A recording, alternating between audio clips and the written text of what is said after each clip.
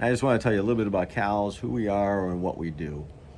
CALS was formed in 2007 after we lost our oldest Cal at the age of 13 to leukemia in 2006. Cal was one of those kids well beyond his years. Great baseball player. I grew up playing baseball, and I always said, look, I think one of the things that gives a leg up to players, a lot of good players always have cool names. So he's named after Cal Ripken. One of my heroes of baseball was Cal Ripken. And so I named him as Cal, not Calvin, not Caleb, it's Cal Thomas Sutter. And it actually worked pretty well because he was made the All-Star team every single year, played pitcher, center fielder, had a great arm on him, and he did not get the arm from me. I was catcher, shortstop, short throws. His mom will tell you that the arm came from her, but we'll just pacify her. It's not from her. Anyway, so Cal played baseball. He was a great baseball player. I'll never forget. I always made the All-Star team. And we did, I was sitting in the office, June of 05. I'm sitting in the office. First phone call of the day was the All-Star coach. Hey, great news. Cal made the All-Star team again. I'm like, oh, that's awesome, man. Second call of the day, his mom calls and says, look, Cal, how Cal had strep throat 3 times in the last couple months? Well, they did a blood test, and they think he has leukemia. I go, leukemia? I go, he just made the All-Star team. You can't make the All-Star team and be a good ball player when you got leukemia or cancer, right?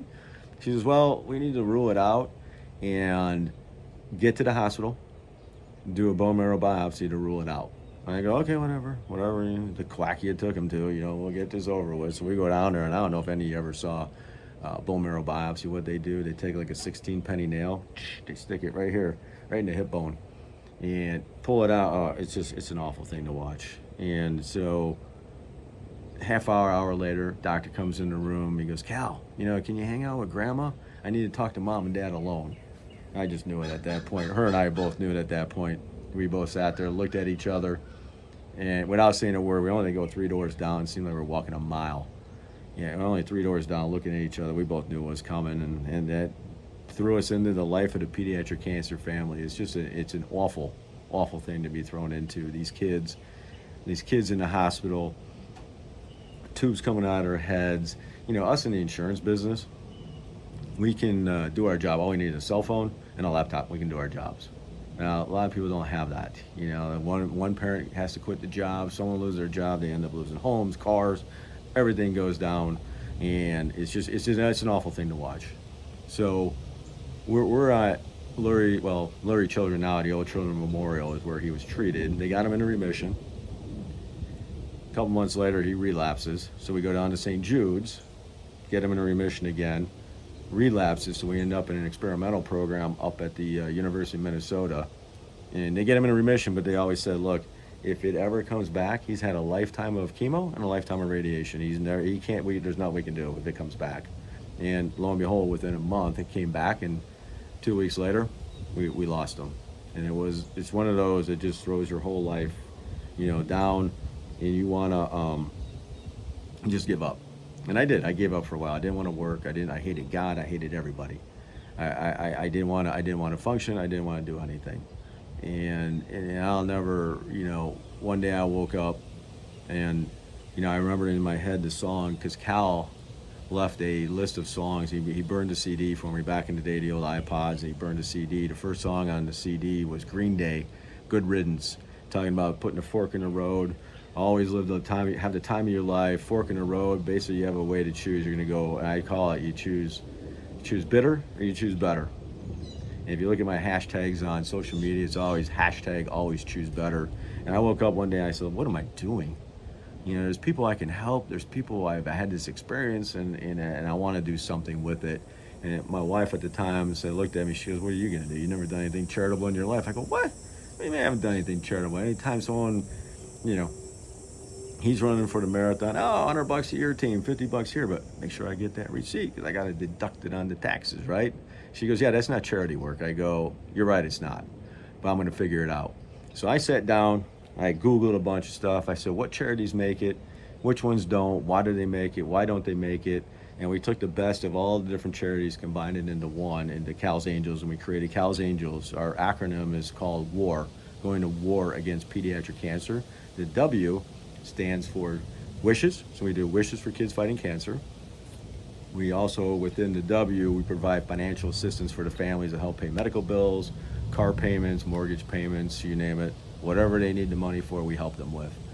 The A is creating awareness for pediatric cancer. And a lot of people don't understand, out of every dollar of research dollars, 96 cents every dollar goes to adults, 4% to peds. To me, that's backwards. Not that I'm saying adults should have or not have any assistance or any help, but it's just backwards to me. And you also don't, a lot of people don't realize for the drugs, the chemotherapy drugs, there's 900 and some drugs for adults, and there's 27 for children. There hasn't been one in 20, 30 years, a new one. So that's where we come into the R of the war, where we fund research through clinical trials at Lurie Children's downtown Chicago, but we're part of the Big Ten Cancer Consortium. We're the first pediatric organization to become with the Big Ten Cancer Consortium hospitals. We're one of their first partners. So that's what we're all about, and that's what we're going to continue to do. We run at 96 or 86 cents on the dollar to the cause. I tell everybody I have two jobs. I have the job that pays the bills, the insurance gig, and I have the job that pays the heart. I've never paid myself anything out of Cal's Angels, and I never will, because to me, Cal's Angels is Cal, and it always will be, because without Cal, it's never going to be easy, but doing what we do makes it a little easier. And everything that we raise through, whether it be our events or we raise it through this digital dash, everything goes towards these kids and to help us help these families. So thank you again very much. Get involved as much as you can. The digital dash is not all about getting out there and running and doing weightlifting and all that. I mean, you even get points and you build up scores for just doing housework. So, or you walk around the block, or you're walking in the hallways. So just join us and help us raise, because we're one of 7. There's 6 other great charities, and part of what the goal is here now is we're supposed to pass the baton to the next charity. I didn't have a baton with me, so what I did is I took the paper towels, took all the paper towels off the roll, took it out, and there we go. We're going to take it and we're passing it to the next.